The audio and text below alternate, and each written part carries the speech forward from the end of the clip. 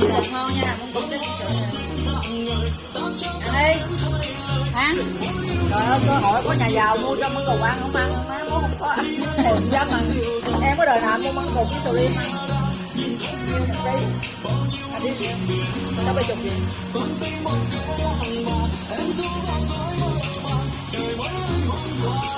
Nó đi cứ đèn mua rồi điện tôi có mua cho.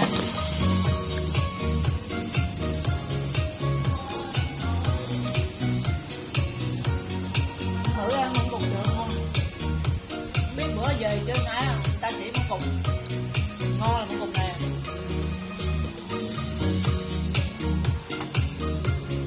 Em mới trồng cái châm, mốt có trái rau ăn. Nhớ cái châm không? Biết cái châm không? Còn nhớ là em đen á.